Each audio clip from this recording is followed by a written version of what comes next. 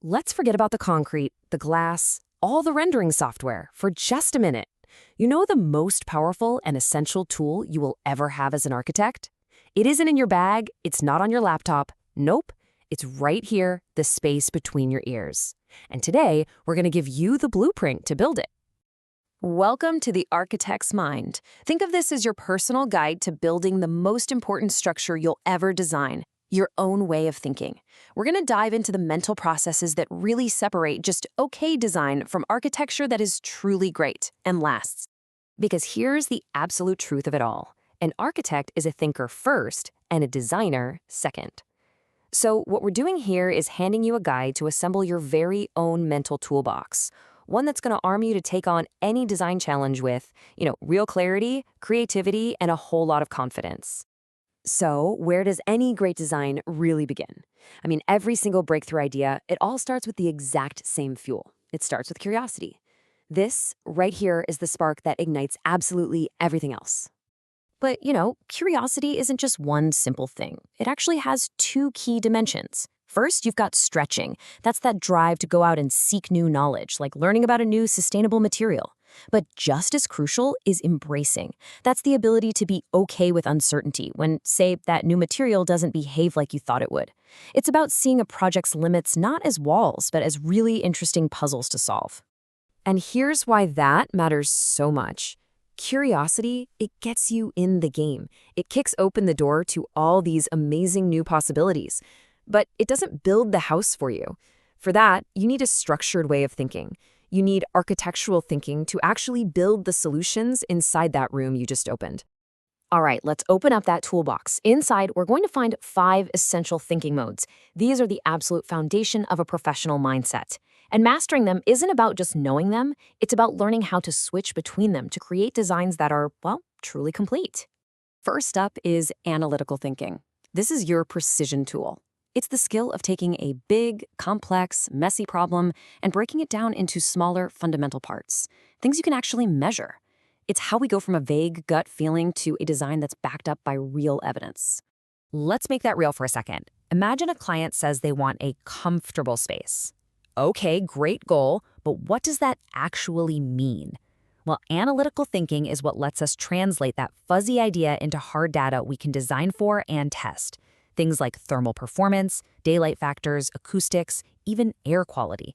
All of a sudden, comfort isn't just a feeling anymore. It's a set of variables you can actually control. Okay, let's grab our next tool, critical thinking. So if analytical thinking is all about precision, critical thinking is about integrity.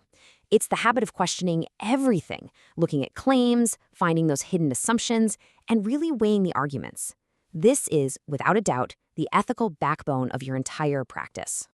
So when some firm comes in with a flashy smart city proposal, you don't just nod along. You start asking the tough questions. What is the data really telling us? Who stands to gain from this? What are the assumptions we're not talking about? And is this solution actually sustainable, or is it just some clever greenwashing? See the difference? Our third tool is creative thinking, and this is the engine of innovation.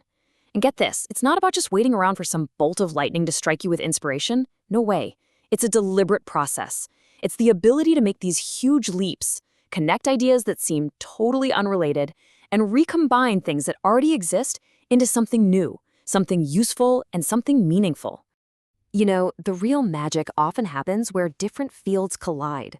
The best creativity in architecture often comes from looking way outside of it. It could be learning from termite mounds to design ventilation systems, that's biomimicry, or using computational algorithms to generate forms you couldn't even dream of, or even looking at the social patterns of old-school barn raising to design better community spaces. It's all connected. All right, on to our fourth tool, strategic thinking. I want you to think of this one as your telescope.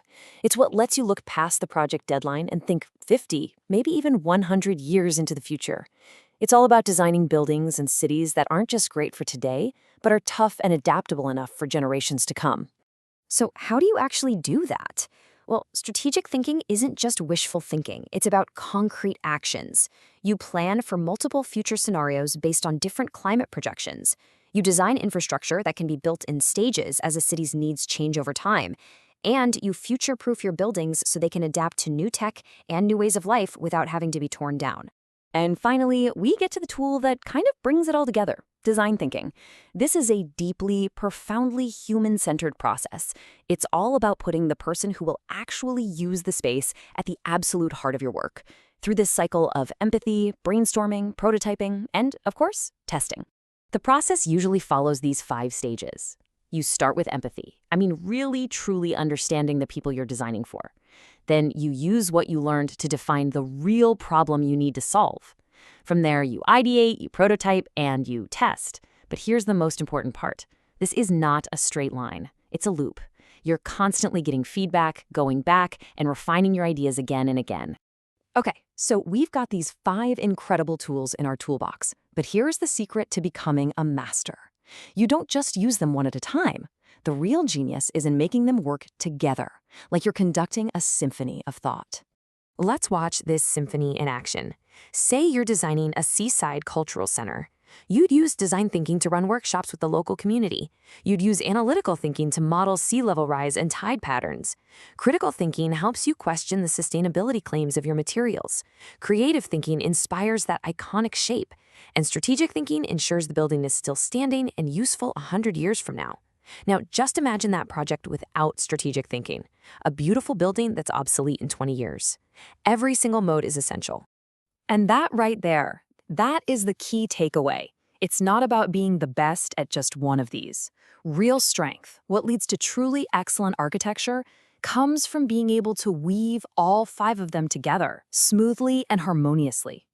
Okay, so that's the theory, but now we get to the most important part. How do you actually get better at all this?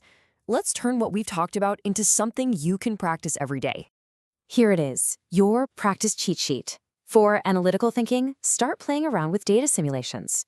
For critical, make asking who benefits from this just a natural reflex. For creative, get yourself out of the architecture library and explore something else.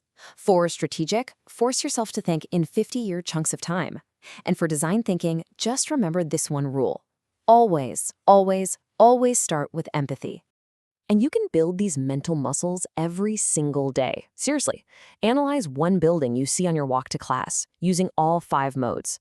Make yourself ask at least 5 critical questions on every single project. Spend just 1 hour a week digging into a totally random, unrelated field. And maybe most important of all, write this stuff down. Document your thinking process in a journal. Because at the end of the day, this is the ultimate truth of your education and your entire career. Your technical skills, your software knowledge, they're just assistants. The real work, the important work, it all happens in your mind. It is your master tool. So my only question for you is, what are you going to do tomorrow to sharpen it?